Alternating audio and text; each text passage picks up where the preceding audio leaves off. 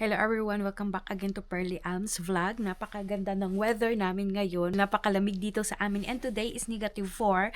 Kagabi is -11. So, ngayon ipapakita ko naman sa inyo kung paano kami nagsasurvive dito sa probinsya sa winter season. So, dito sa Germany is may 4 na season. So, not every day is summer dahil nga kung sa summer iba, kung iba naman kung paano kami nagsusurvive dito sa Germany, kung winter naman pre kakaiba sa atin na I'm from the Philippines and sa Pilipinas wala naman tayong winter at saka wala naman tayong snow. Meron akong mga basura. So, ilabas ko na ito ngayon.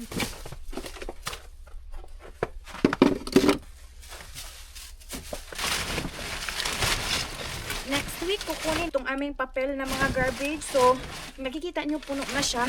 Kailangan natin itong i-duot para malagay natin itong lahat ng ating mga basura.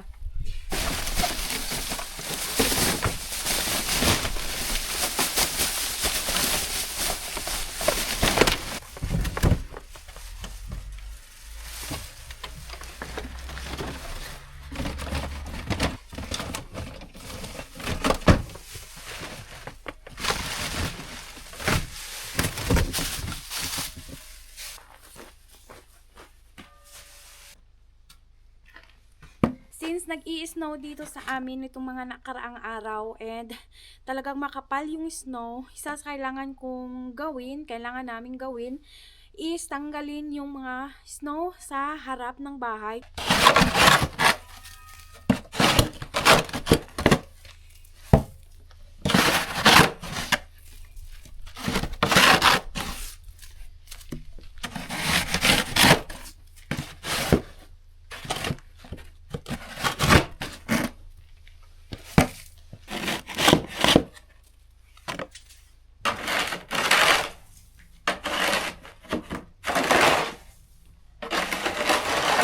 Dahil sobrang lamig, kailangan natin mag hand gloves. Na-freeze na yung aking kamay. Kailangan ko palang gamitan ng walis para mas matanggal talaga yung mga snow. Yung iba is naggahi.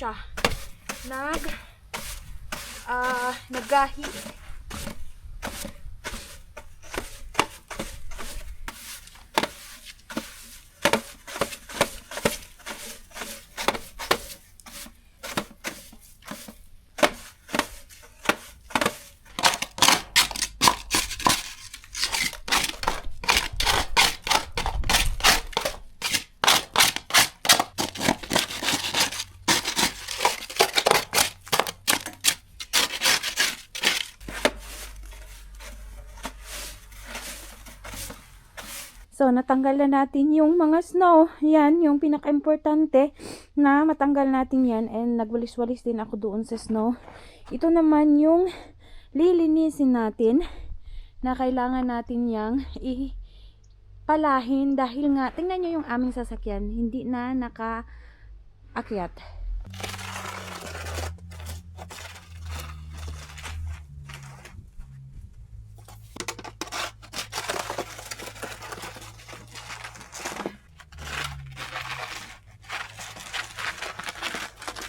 Parang exercise na din yung ganitong trabaho dahil nakakapawis din siya. So, kailangan kong tanggalin yung aking jacket dahil pinapawisan ako.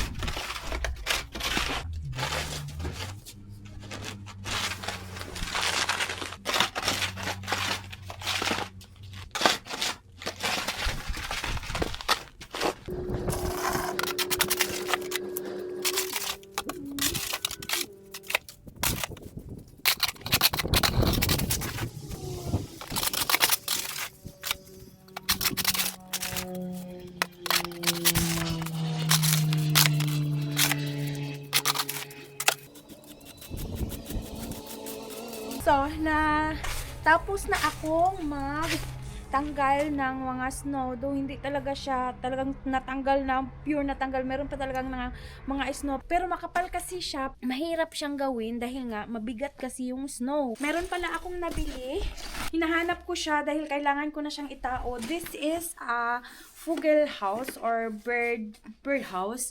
So, binili ko talaga ito dahil katulad ngayon na winter season, wala nga masyadong pagkain ng mga ibon. Kaya, ilalagay natin ito sa garden. Yan din natin ng food. Meron ako ditong pagkain ng mga ibon. Ang mga laman nito is mga sunflower. Nakalimutan ko kasi siya, so hinahanap ko dahil nga nakita ko ngayon na sobrang sobrang kapal ng snow. Kawawa naman yung mga ibon. So, yung itsura, ay meron pala siyang bakal. Meron naman tayong mga puno doon sa garden, like yung plums. Malaki naman yun na puno. Maganda. Ilagay natin ito doon.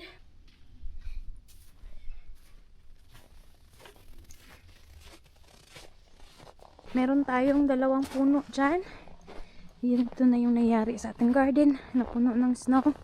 Pero meron tayong 2 puno dito na dito natin ilalagay yung ating bird house.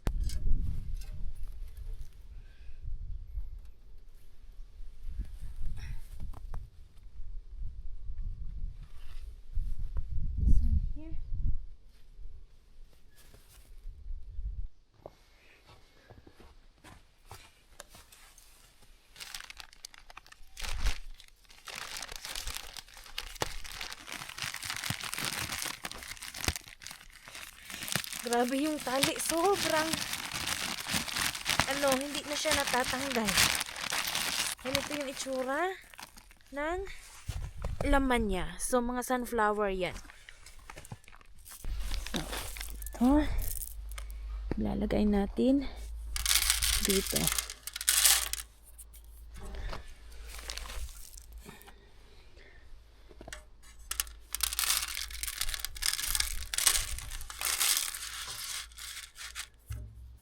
Dami nang nilagay natin dito dahil nga napakadami din itong pagkain na meron tayo. Meron din akong sunflower na galing sa garden. Kapag maubos na ito, sobrang dami. Kapag maubos na ito, yun yung ipapakain natin sa mga ibon.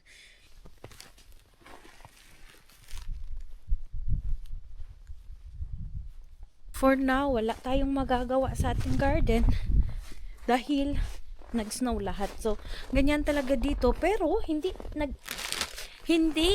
nahihinto ang buhay kahit may snow, kahit malamig. Medyo may mga problema nga lang na nararanasan. Pero, ganyan naman talaga ang buhay.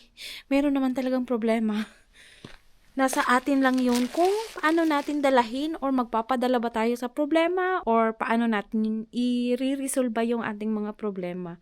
Hindi naman tayo nabubuhay ng walang problema, di ba? Speaking of problema, yung aming tubig sa taas, dahil sa sobrang lamig, hindi mag-agas. Ano pangalan yan? Hindi na dumadalo yung tubig.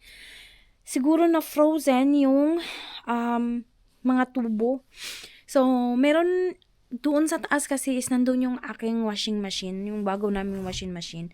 Pero dito sa baba, meron kaming washing machine dito na ito yung luma. Ito yung sa aking biyanan pa.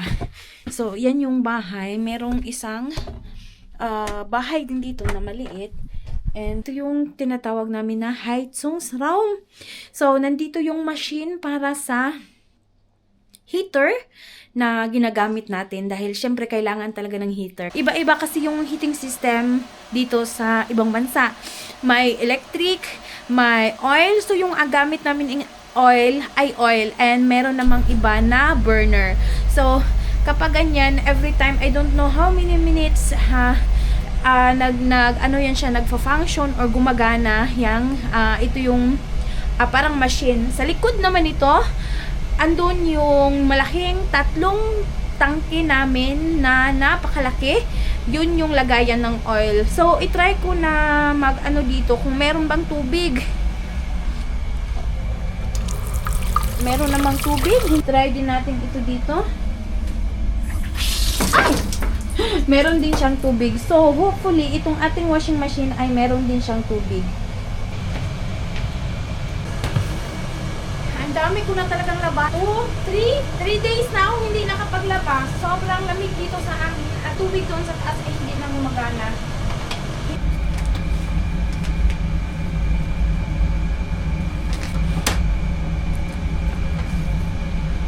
Tingnan nyo yan, may tubig. So, dito maglalaba din ako dito mamaya ng iba pa naming mga damit.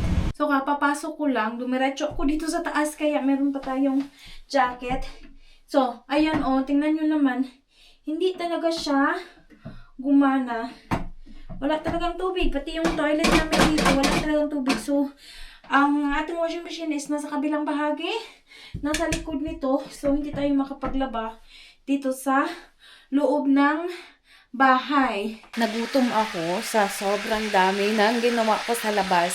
Ngayon, si asawa, magluluto daw siya ng burger. So, ito na yung kanyang ginawa. Para yan siya sa burger. I-grill sa labas.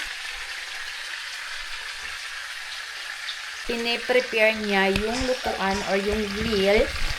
And dito naman, dahil si Ethan, hindi siya masyadong kumakain ng burger. Hindi talaga kumakain ng burger. Nagluto ako ng isda para sa kanya. And nagluto na din ako ng rice. May nabili akong isda sa Asia Store. And itong isda na to, ang pangalan ata sa atin is pampano. And paborito naman ito ni anak. Ang problema lang is yung ganito maraming buto. Kailangan ingat-ingat yung din talaga pag ibibigay ito kay Ethan. Oh my God. What can you say about my work today?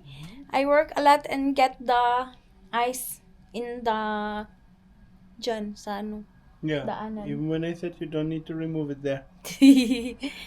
So, it's already started to fire.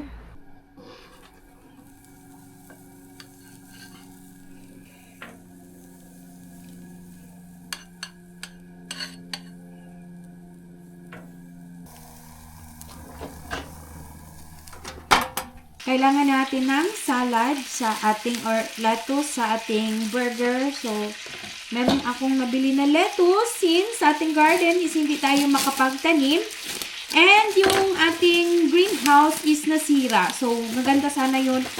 Kung hindi pa nasira is tataniman natin in the next year ng mga vegetable kapag winter. Kasi nga nasira, gagawa pa tayo ng bagong greenhouse. So, for now, bibili muna tayo. Ito pa naman, itong ganitong mga lettuce, sobrang dali lang nito na itanim. Last spring season, nakapagtanim ako ng maraming mga lettuce and nakapag-harvest din ako. Itong ganitong mga lettuce, yung una mong ma-harvest sa spring season. Hindi natin ito mauubos lahat. So, bukas na lang itong for our salad.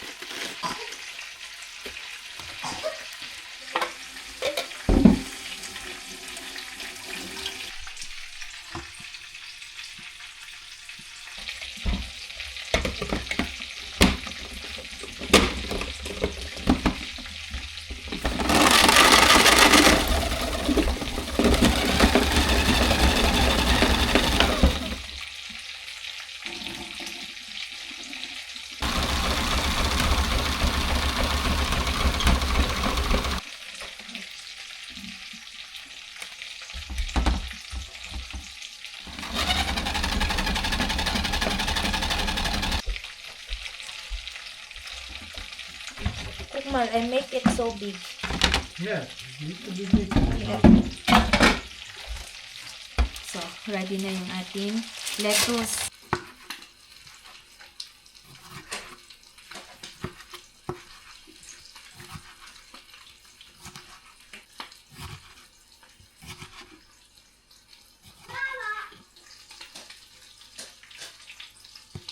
Bas is Ethan. So, ito yung ating ulam ngayon.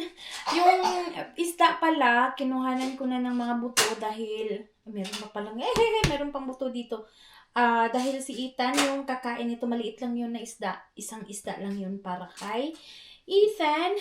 And rice and soya sauce, yan yung gustong-gusto niya. Yan natin na. Kamatis. Maraming kamatis.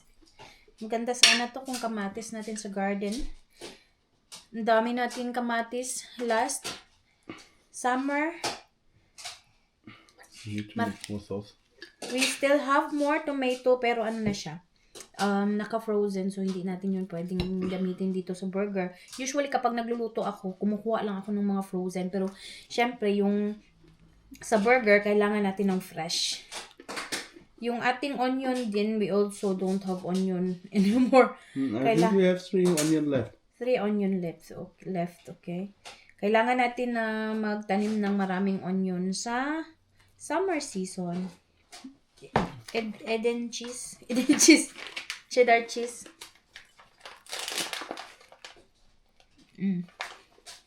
Harap. Fresh made burger. Harap. Good naman. Ngayon pala dumating yung trockner or dryer. Yan. Tingnan nyo yung bata. Ethan! What happened to you? Sasakyan, nag-deliver. So, ngayon talaga, nag-deliver talaga yan sila ng mga washing machine, ganyan. What happened to you? So, andito yung... Also, why you don't make it like the last time? This one is sila yung nagtaod. The last time is more difficult than this one. It's just the dryer, you put it and done. And for just put it and done, I don't pay 20 euro extra. This is your gift for me. Yes, it is. Hindi ako nagreklamo na wala akong regalo dahil ito yung kanyang regalo sa akin. So guys, naitaod na pala ni asawa itong trockner or dryer dito. So itinabi namin dito sa aming washing machines. Dahil hindi lang sa meron na tayong dryer, merong washing machine, merong dryer. It also help na malesen yung aking trabaho dahil syempre mas mabilis ko na lang napapatuyo yung aking mga labahin. Ito yung room na between sa aming Schlafzimmer at sa room ni Ethan. So tinatawag namin itong Swishen Raum. Nandito yung aming mga aparador at saka, so dito nga yung washing machine nung wala pa itong trockner. At saka ang dami ditong halayan dahil nga dito sa Germany, lalo na kapag winter, hindi ako makakapagsampay sa labas ng bahay. Kung hindi umuulan, palaging cloudy and napakalamig and hindi natutuyo yung mga damit sa labas. So ganito talaga sa Germany. Usually sa loob ng bahay, nagsasampay ng mga damit. So itong isang sampayan ko, tinanggal ko na siya. I'm so happy na naitanggal ko siya dahil napakalaking space nang nagagamit niya everyday. Pero meron pa akong isa dito. Dito lang muna ito siya at gagamitin ko pa din siya dahil hindi naman lahat is na dryer ko doon sa dryer. Kapag din kasi katulad noon na wala kaming dryer, matagal talaga natutuyo yung mga damit. Siyempre, nasa loob lang ng bahay. Inaabot siya ng 3 to 4 days bago matuyo yung mga damit.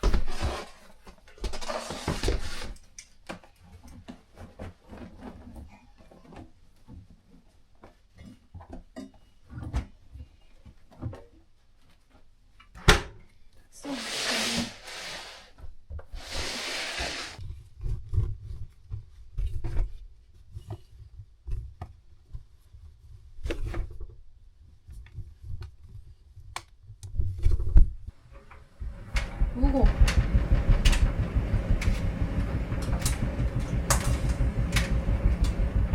yung aking labahin is uga na siya. So, hindi na natin kailangan na ihalay. Pero si asawa is working here dahil lalagyan daw niya ng ilaw dyan para may ilaw ako dito sa aking washing machine at saka sa dryer. Usually, nasanay ako na sa Pilipinas, na katulad sa Pilipinas, pagkatapos kong maglaba is isampay ko siya. So, dito sa Germany, nga, usually mga tao dito is merong mga dryer. Ako lang yung walang dryer. So, after kong naglaba kanina, dinryer ko kaagad and ito na siya. Yung iba is medyo umug-umug. So, kailangan ko siyang ihalay. Yung iba shots is medyo na shots. Is nok ein bisschen nass. Ja, ich weiß ja nicht, welche Trockenheit du eingestellt hast. Schnell. Ja, schnell ist schnell. Dann ist es nur ein bisschen trocken. Schnellmix. Und da oben ist auch schön. So ein Katschingkind. Na so, guck mal, oh. Mama kann already fold your clothes. Und auch, basta, it's soft shots. It's brauche ich nicht mehr bugeln. Ja, schön. Kailangan pala namin siyang i-drilling. Kasi, maliit o nasa gilid yung wire. Yung palingin pa naman yung ilaw na binili ko.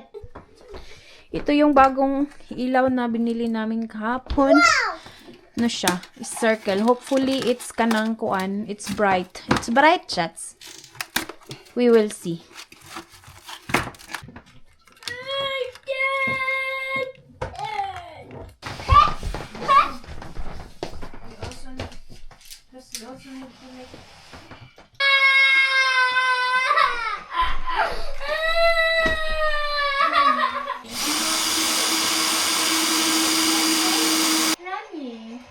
Because sometimes there are things there that you can fall.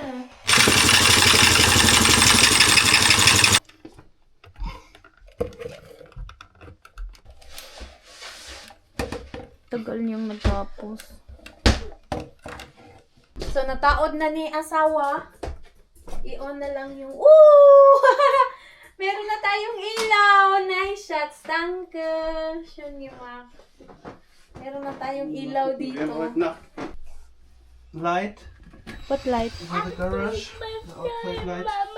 Medyo natagalan si asawa dahil nga this one is tiles and mahirap siyang ibura. Hi guys! So, napakalamig pa rin dito sa amin ngayon. Today is Sunday. Magshilitin kami ni Ethan. Nasaan na yung bata? Dinala na yung kanyang sled.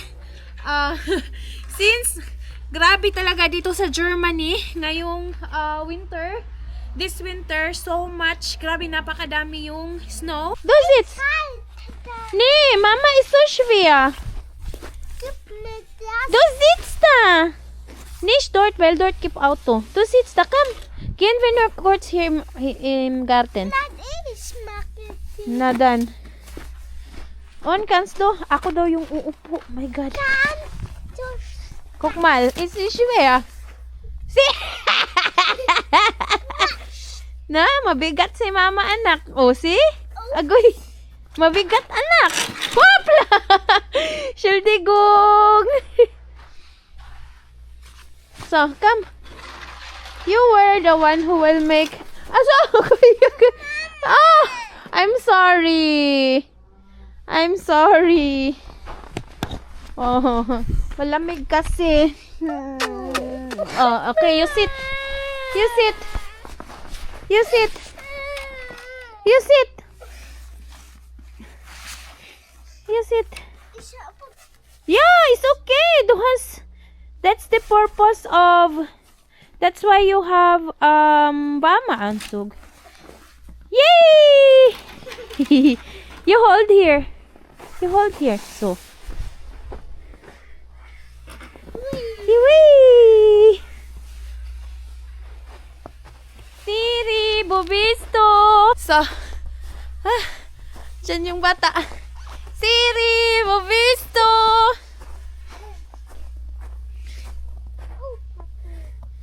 Siri! Siya daw yung mag-ano. Und Mama can sit there. Ayan naman yun si Siri, oh. So, dahil napakalamig, i-enjoy na lang natin itong weather dahil sa mga susunod na buwan is wala na naman ito. So, hahanap naman tayo ng magandang, malamig na weather kapag summer, di ba? Winter naman, hindi naman talaga palaging ganito. Last year, minsan lang din nag-snow. Ngayon lang talaga, grabe yung snow ngayon. Yung ating garden house pala, hindi ko na ito natapos siya na iipunin lahat dahil ito siya is ang dami pang snow ngayon. Kapag medyo warm na, isa-isahin ko siyang tanggalin. Katulad niyan, tanggalin natin siya, and siguro gagamitin ko for my next, yung gagawin ko, mag-DIY na lang ako ng greenhouse. Nasa ilalim yung iba pang parts. So wala tayong magagawa dahil nasira na talaga siya. Kailangan talaga pala is greenhouse na yung talagang strong.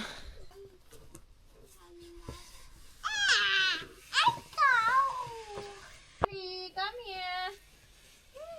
We can be together. Doon, mama. What? Doon, mama.